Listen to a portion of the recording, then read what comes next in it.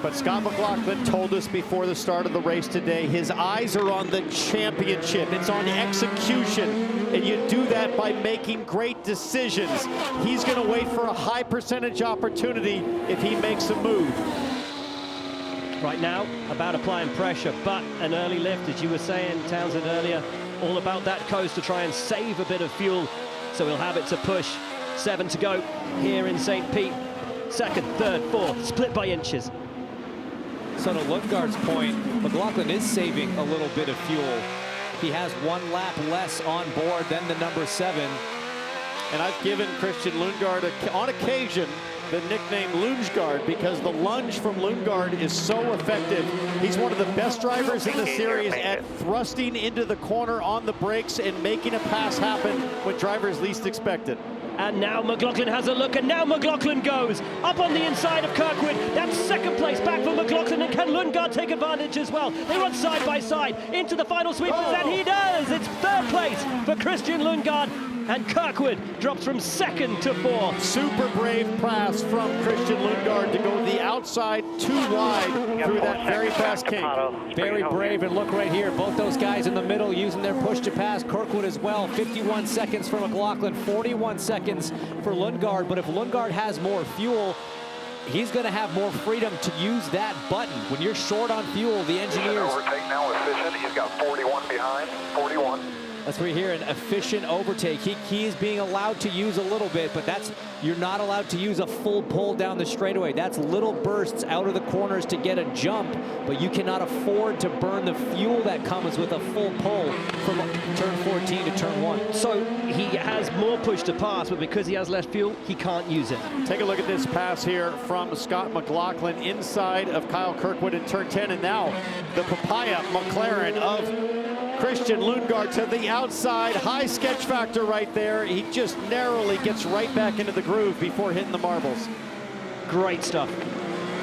Instinctive from McLaughlin, and then just that reactionary pass from Lundgaard to take the advantage, take the position. Beautiful driving from those two.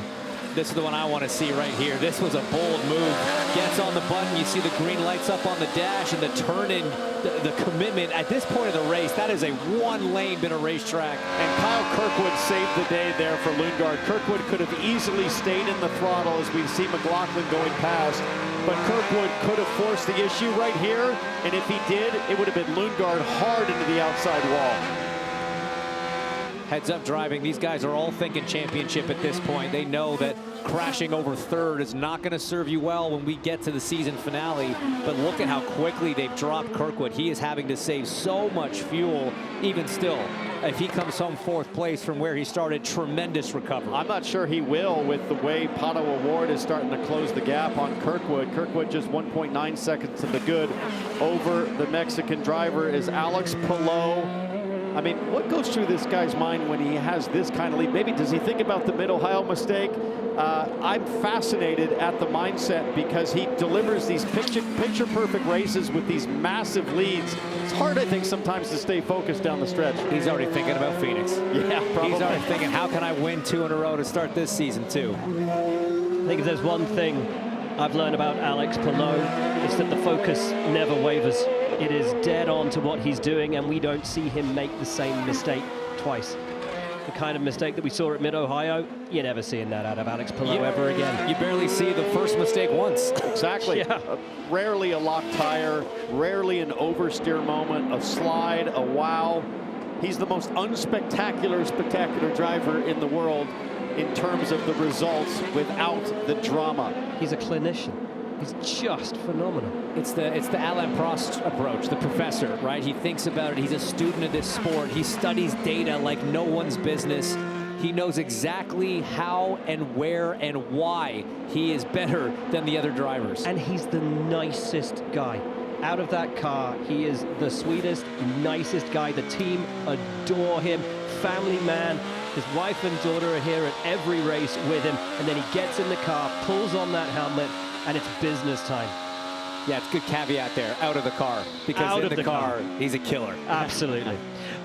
Speaking of which, Christian Lundgaard is not done yet. This 24-year-old from Denmark who had his first season with McLaren last year and started so aggressively, so strong, taking podiums in the opening races and really just settling in there immediately. Zach Brown signed him to this team when he lost the potential signing of Alex Palou. He saw him as the kind of driver that he saw in Alex Palou, the kind of replacement, the kind of driver who could do the things that Alex Palou can. And with 1 year now at the team, 1 year to get his feet under the table, he is hoping, Zach Brown and Lundgaard himself, that this is the year when he can come to the fore and lead that McLaren team to greatness.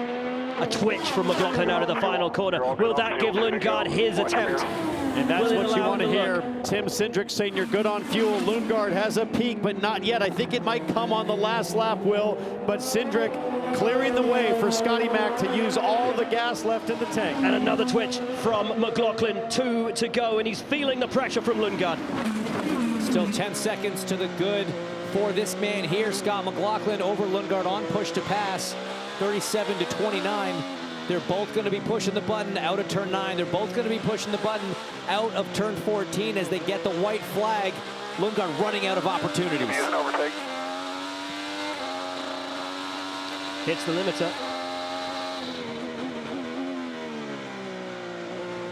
It's so frustrating for Christian Lundgaard. He knows he's got the pace, but can't do anything about it. I'm wondering what we're seeing on the load screen, but up on top, Alex Palou takes the white flag and starts his last lap here in St. Pete. And James Townsend, it has been a phenomenal drive from Alex Palou. Last year's win owed so much to other teams, other drivers' mistakes, but this one, he has taken it by the horns and he's run it from the front. We heard from his race team all weekend. Guys, what is the goal for this year? To improve. Well, how do you improve on the most dominant IndyCar season in history?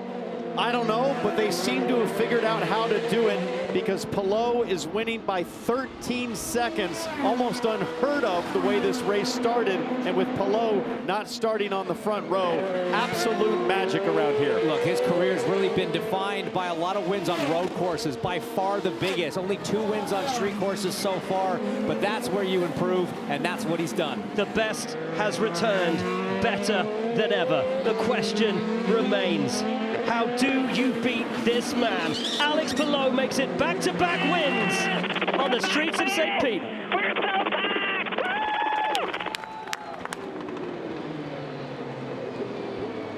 McLaughlin still ahead of Lundgaard. Will hold him off to the line. The pole sitter comes home second. Lundgaard, Well done.